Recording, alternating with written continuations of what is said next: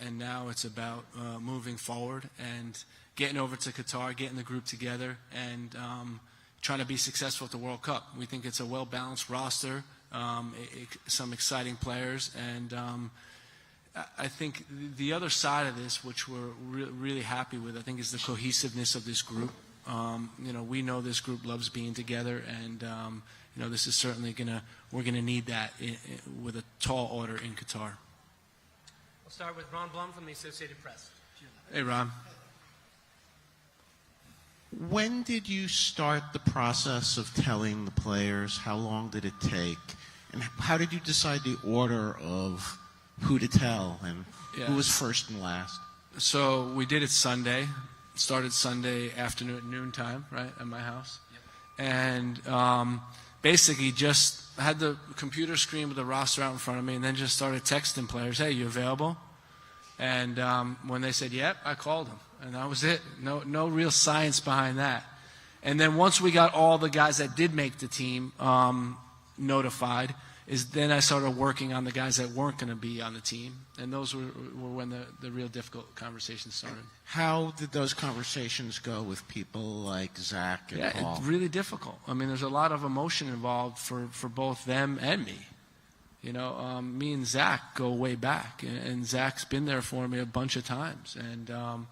And to tell him he's not going to be part of the World Cup team was heartbreaking for me. But those are the decisions that we made as a staff. And like I said, we move forward. And now it's about who do we have in camp and how are we going to be successful. Grant Wall, to your left. Greg, for those of us who follow this team closely, report on it, I think the biggest surprise is Zach Steffen not being on the roster at all. You used him a lot during World Cup qualifying.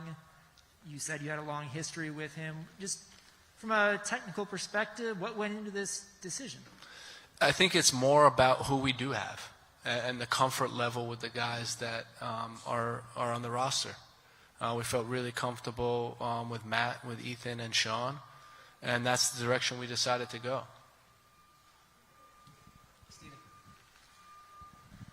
Does this, with Zach not making the team, obviously you've brought three guys who you think are capable of playing in a World Cup.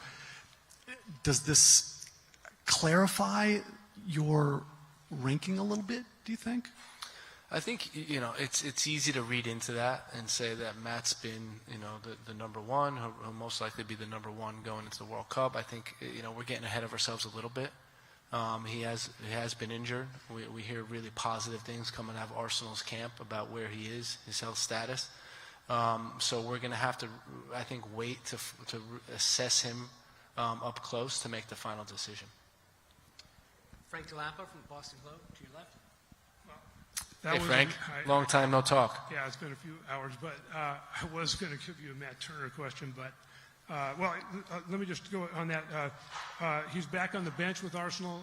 Assume that you're assuming that he's going to be okay. Can you just update on his condition? Yeah, I think it's less of an assumption. It's more about, we talk to Arsenal every single day. And, we talk to all these clubs on a daily basis to understand where they are physically. So, from our understanding, from the communication from Arsenal, he's back full training, and he's cleared to play. John.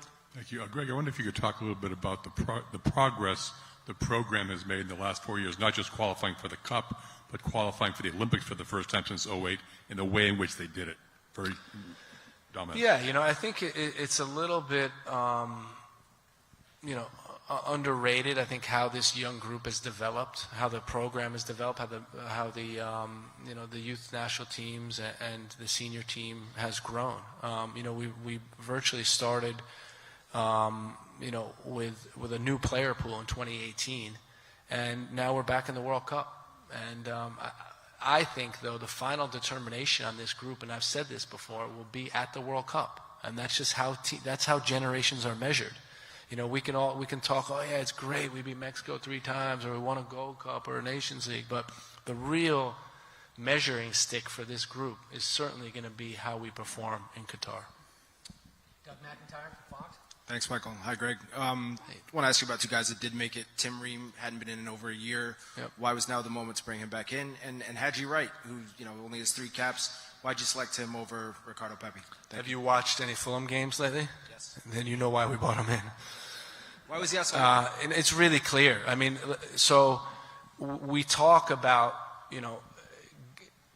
I always talked about, there's decisions aren't made in they're not final. So if a guy doesn't get into camp, it doesn't mean he's never going to be in a camp again. It's about what he's doing on the field. And in Tim's case, he was in the Premier League 3 years ago, and he struggled. That's just the whole team struggled. And he went to the championship, and he started performing better, and they got promoted. And now he's in the Premier League, and he's a top performer for his team. It's really hard to ignore stuff like that. And by the way, he's been a guy that's been with us since day one. So to me, all the pieces were aligned to bring him back into the squad. And there is, in my opinion, a difference between qualifying in CONCACAF and playing in the World Cup. And I think Tim, based on what we're seeing, the level he's playing at, he's ready to play in a World Cup for sure. Yeah. And Haji, again, I think when we were looking this as coaches, we were evaluating Haji versus Jordan Pifak, and that's what it came down to. And in this particular case, we felt like Haji is in a great goal-scoring form. They're both are physical strikers. Jordan maybe a little more so, but Haji has pace. He's got the ability to go 1v1. He's got finishing with his head, both feet, and he's performing really well in the Turkish league. Let's not forget that the starting striker for Belgium also plays in the Turkish league and has 5 goals, and Haji has 9 goals. So and the Belgium guy's probably playing for a better team also. So I mean, this is not an easy league to score goals in, and he's doing a good job.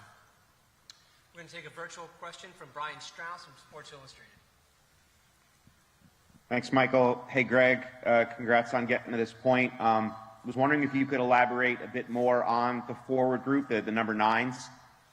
You just talked about Haji, but you asked a lot of your number 9. And I don't know that any one of them can do everything, but I'm curious if you take those 3 players, Jesus, Sargent, and Wright, what do you see in those 3 guys that sort of each individually give you as much coverage in the number 9 responsibilities as you want? And, what stood out about each of those 3 guys over the guys you didn't pick? Yeah, that's a good question. Jesus is a guy that we see very good overall understanding of our game model. Has the ability to really bring other players into the game as well. Clever with his movement in and around the penalty box, and then really good ability to press the opponent. Josh is example of, he does a lot of things well. He's also competing against these guys from England and Wales every single week. He'll have familiarity with the opponent, which we think will be valuable. And I think gives a physical presence with his aerial duels and his competitive nature that's going to help this group. Haji, I think, is gives us a little bit more physicality with his height against Josh. Can figure start in the game or late in the game, bring on for set pieces, defending set pieces, attacking set pieces, good in transition, good running the channels, good finishing in the penalty box one time with both feet, and can score with his head. So I think overall it's a really well-balanced forward line. Jonathan? Thanks, Michael, and thanks, Greg, as always, for the time. You mentioned a moment ago we were sort of judging Haji Wright and Jordan Pifak against each other. Was there a judging of Ricardo Pepi against another individual? And also, was there a judging of Zach Steffen against another individual, be it Sean Johnson or Ethan Horvath? I think, the goalkeeper position you do evaluate somewhat differently. I think we were, again, looking at a guy like Sean Johnson, who's been with this program since day one, been with us since day one, and we think he's a really valuable piece of the team. Ethan is a guy that, always responds when his number is called. Let's not forget, this is a guy that got subbed into the championship final last year and was able to hold on and get the team the victory. He subbed on to our Nations League final, if you guys remember that, and ended up saving the penalty kick. He's a guy that's Johnny on the spot. If you need him, he's ready. And I think that's valuable in a World Cup type of competition. Yeah, I was going to get to the strikers. You want me to end my answer? Okay. All right, next one. Oh, finish the answer. Okay. I meant end, like stop. And with Ricardo, it was we were judging him against Josh and Jesus, and we felt it was valuable that Josh was playing in that competition where two out of our three opponents are coming from. We think that brings value. The physicality league, Dutch league I think is a great league, but it doesn't bring the same physicality that the Premier League brings and the Championship brings, and that was something that went into our decision. And again, these may not be the right choices, right? These are the choices that we picked, and Ricardo Pepi could have a great argument for why he should be there, and I can understand that argument. But we had to choose, or we chose to bring three strikers, and these are the three that we chose. Joe Thompson, to your right. Hey, Greg. Hey, Joe. Two things for you. One, I don't know if you realize how nervous you made guys. Most of the people we were talking to said they had never received a FaceTime call from you until you called them for this. And then second, how much was Tim Ream and Anthony Robinson together at Fulham a factor in your decision? Again, if we go back to Tim, it's really not a difficult one. I mean, he's playing in the best league in the world, and he's playing at a very high level. I mean, it's not a hard one. And then you add to it Anthony, and that even makes it sweeter. But that wasn't the deciding factor. The deciding factor is his form and what he's doing in the Premier League. I think it's been outstanding. The FaceTime thing, I thought it would have tipped them off, if they're getting a FaceTime from me, that I'm going to give them good news. But it was, I think the best part of the last couple of days was really seeing genuine smiles from the guys when I told them. And that's priceless. I mean, really, each to every player, even guys that probably, concluded that they'd be there 100%, when I actually told them, there was real, genuine happiness. We're going to take a virtual question from Michelle Kaufman from the Miami Herald. Hi, Greg. Thank you for doing this. I wanted to ask about DeAndre Yedlin.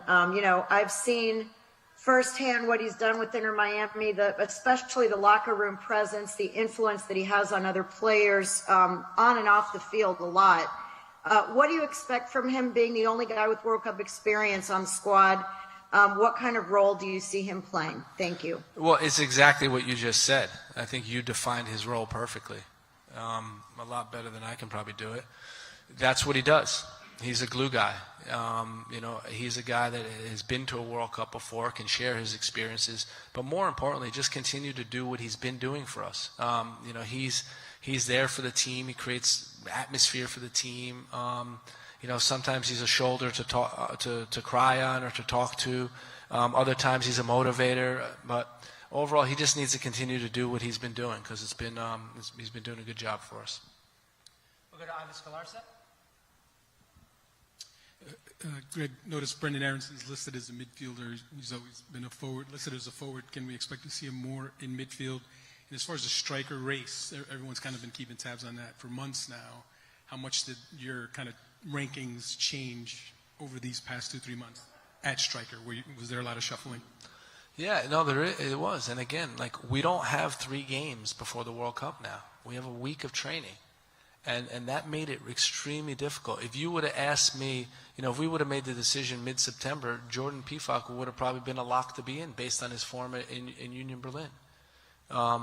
But since then, it's a different story. Now Haji's come on more. So, that was the tricky thing about it. And again, we hope these decisions are right. They may not be, but we're making the best possible decisions with the information that we have. What was the first part of your question, Ivis? Yeah, Brendan, he can do both. We see him as a winger or as a midfielder. Midfield position is somewhat light for us compared to the forward position, so we can see him using him there as well. We're going to take a virtual question from Kevin Baxter from the Los Angeles Times. Hey, Greg, thanks for your time. Hey, Kevin. I bet you it's nice to have this weight off your shoulders. Get this in the rearview mirror a little bit. I wanted to ask you, during qualifying, everybody talked a lot about the team and how the team, the sum was greater than just one one or two of the parts. But I did notice that, Haji didn't make his debut with the national team until June, I think. Joe Scally's only played 3 games, I think, with the national team. And guys you left home, like Zach or Ricardo played 10 games, I think, in qualifying. Did you worry about that at all, that maybe the chemistry of the team would be a little different without the guys that have been here before? Thanks. No, I think, Kevin, I think those are just 2 examples. In a 20-man, 26-person squad, we were thoughtful about that and put a lot of time and effort into who our team guys and how this team is going to be cohesive and remain cohesive throughout the tournament. And also, that same spirit of togetherness that they've shown throughout the time. Joe Scally is a guy that was involved in qualifying. Has been around the team. Haji's a guy that came in and played with a lot of these guys in the youth team, so he fit right in. So we're observing that in June as well. Hi, Greg. Two-parter because I'm feeling greedy. What is your expectation results-wise for this World Cup, and has that evolved? And 2, is it a sign of strength that there are so many surprises in the roster? I don't think there's so many surprises, is there? What do we think, Joe? Are there a lot of surprises? Really? Ibis? No? Okay. Did you do the big board like you always do for the draft? Did you do that for the roster? That's fun when you do that, man. I used to read that every year, the big board. I love that. You didn't do it for the roster? I'm sorry, I got sidetracked. Oh, yeah. So the first one, do you guys really want to hear my answer again about expectations? I felt like I've told this 1,000,000 times. Do you guys want to hear it? Okay. So there's 2 tournaments, right? That's the way we're really looking at this. There's the group stage tournament, and we have to finish second to earn the right to play in this other tournament, which is the knockout tournament. And then from there, anything can happen. And for us, it's just about how do we perform the best possible game? How do we play the best possible game that we can in the knockout stages to keep advancing? And if we don't advance, but we play the best possible game, we'll leave the tournament with our head held high. How's that, Sam? Thank you. Thanks. Greg, I wanted to ask about Shaq because he was a guy who, during the last friendlies, you rattled off a list of names of guys that you kind of wish you could have taken another look at, whether that was Shaq or Sonina or PFOC or Brandon Vasquez, Eric Williamson. You rounded off all those names, but Shaq's the one that sort of changed in the last month, and he wasn't in that roster, and he's here now. What has kind of changed in how you view him maybe in the last month and a half, and how does he kind of fit into that picture with the fullbacks? From what we've been seeing with Shaq and observing over the years, he's got a great mentality. He's a relentless player. He's been grinding out his career and doing it in a way that he had to rely on his 1v1 defending. And we think that in the World Cup, particularly on the left side of the field for our opponents, they got good 1v1 players, and we think he's a guy that can help us in that role. We'll take a virtual question from Henry Bushnell from Yahoo. Thanks, Michael. And hey, Greg. Question on Luca De La Torre. Just what is his? What do you know about his fitness right now? And then a second question, somewhat related to that. When you spoke with some of the guys who didn't make the 26, did you tell any of them to kind of stay on standby in case there are injuries over the coming days? I told everybody that because I know well enough what can happen between when the roster's named and the first game actually starts. So that was the message. I wanted to acknowledge that it is unpleasant news that they're getting, but there also is this sliver of hope. And there is cases where guys drop out because of injury, and for those players to be ready. What was the other question? Sorry. De La Torre, Luca. I'm just looking at my phone here about his status, but he was training. He's up to 95% of his top speed. He's doing a bunch of fitness work, and he's going to be ready. I think.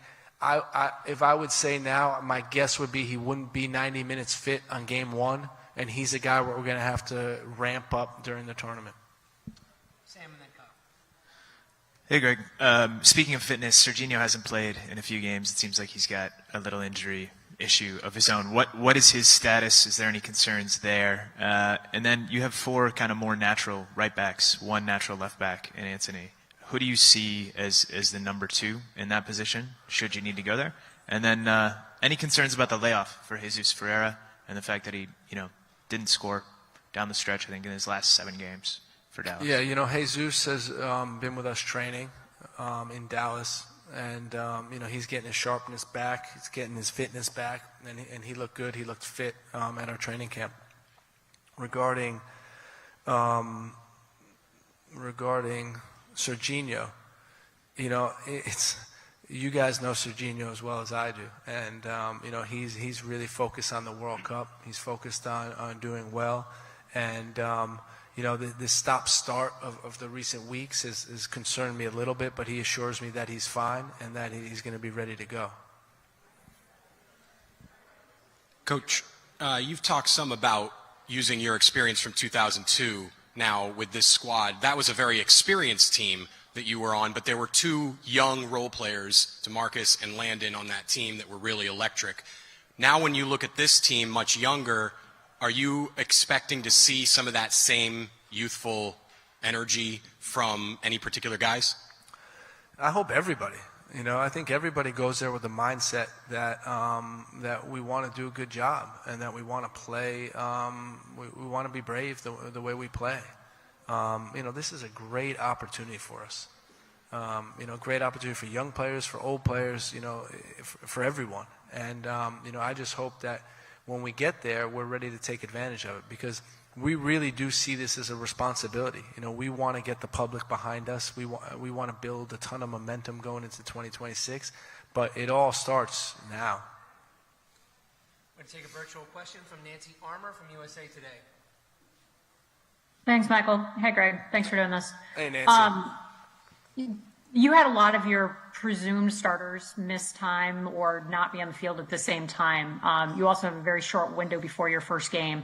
How important is it that they get on the same page quickly, and how much does the chemistry, the personal chemistry of this team help that, and did you take that into consideration when you were making your choices? I didn't hear the first part of the question too well, but... Nancy, did you repeat your first part of the question? Yeah, a lot of the guys that would be presumed to be starters, I'm thinking of, like Gio, Serginho, Wes, weren't necessarily on the field at the same time because of injuries. And so I'm wondering how much the chemistry is going to help them get into a rhythm once you get to Qatar. Yeah, I think the September camp was an example of not being at full strength, and performance was affected for sure. But I think that come World Cup time, everybody's focused, and you focus on 2 things: what you do on the field and how you support each other off the field. Those 2 things are really important to be successful. And I mentioned, we feel this is a cohesive roster, and we feel that we're going to be able to use the time period that we have, the week before the tournament, to get everybody ready. Yep. Thank you very much. Hi, Greg. Jake Fenner, Daily Mail. I was wondering if you could shed some light on the decision to not include Paul Arriola. He's somebody that you've named in your squads in at least a substitute capacity for 11 of the 12 games you've played. He's appeared in 6, and he hasn't missed a competitive call-up since September 2021. What went into the reason to leave him home? That's a great question. Thank you for asking that also, because I don't think there's been enough talk about Paul. That was another really, really difficult decision to make. Really painful conversation with him, because he has been there since day one. He's been involved in a lot of these competitive games that we've been playing. For one reason or another, we haven't always had our wingers fit and available. And now as we lead up to the World Cup, every one of those players is fit and available. And it just made that Paul was the odd man out. And it sucks. It's the worst thing to have to tell him that. We feel that there's other players, those other wingers that are ahead of him. And, Jordan, over this last 4 years, had 2 ACLs. Tim Way has had an extensive injury time. Gio Reyna's had extensive injury time. Christian's been injured for a while. And now everybody's back. And, you know, that's the worst possible thing, man. When this guy's been with us since day one, and you got to tell him that he's not coming to the World Cup. Greg, you know, we've talked a lot about the cohesiveness of the unit, the chemistry. Can you provide an example or two of things that you're privy to, at least, that these guys do off the field to kind of, you know, form that bond? Yeah, I mean, I think it's everything. You know, it's the fact that we'll have meals, and you know, they'll sit over an hour in the meal room together just talking, or they'll play video games all together for hours, or go golfing on our off day. You know, 12 of them. You know, you name it, they're always doing things together. Group chats, fantasy football. I mean, there's a ton of stuff that these guys do, and there's a deep bond that they have together, and you know, that's why when you think about what we're trying to accomplish, you know, it is something that, you know, when you have everyone pulling the same direction, you are more likely to succeed. Thanks, Michael. Thanks, Greg. Greg, what's your assessment of where Gio Reyna is at physically right now? He's gotten into a good rhythm of games with Dortmund. How do you anticipate being able to use him at the tournament? And as a follow-up to that, are you asking him and Joe Scally to take it easy on each other on Friday? I'm excited to see that game. Imagine Gio plays on the left. That would be great. No, he's progressed. You know, when I take a look at Gio in September to where he is now, it's light years ahead, and that's a good thing. You know, we're still going to be monitoring him. We're monitoring his minutes, monitoring his training. But he's a guy, a special player, and I think he can help this team be successful at the World Cup. Yep. Andrew. I feel like we're in overtime here, are we? Injury time? We actually are in Right? added time. Oh, my gosh. Yep. I mean, I'll already say that. You always get a question, by the way. You always get one. The shoe game better than talking. Just make it better for you right there. Thanks, Michael. Triple G, just first your reaction to the MLS Cup final and getting another, you know, game film reminder for your preparation for Wales at the end of the game with Garrett scoring in extra time. And who gave you the best reaction in terms of you giving that good news that's going to stick with you forever? Yeah, I think that was one of the best MLS Cup finals in history. You know, just a really entertaining game again with two good teams going after it. And, you know, one of the things that's scary about Gareth Bale is he can do things like that. And that's the scary thing. You know, the Jack Elliott is how tall? 6'5", 6'4 and a half, 6'5". And, I mean, he dunked on him. And he has that explosiveness, and he has that free kick, and he can serve a ball that you have to be aware of him at any moment. And if he doesn't start the game, he comes in, you worry even more because you don't have the chance to tire him out. He comes in fresh. So he's a dangerous player, and, you know, really exciting MLS Cup final. You know, it's hard to say exactly who, you know, had the best reaction because they were all slightly different. But just the emotion, again, when you can feel that emotion through the FaceTime call, that's when it's really special. And a lot of those guys, you really felt it. Like it was a lot. It was heavy, but it was you know, a pleasure being able to make those calls. Those calls sponsored by AT&T, coming to a content platform near you. Thanks, Greg. Thanks, everyone. We really appreciate you joining us tonight. We'll see you in Qatar. Thank you. Thanks, man. Thank you.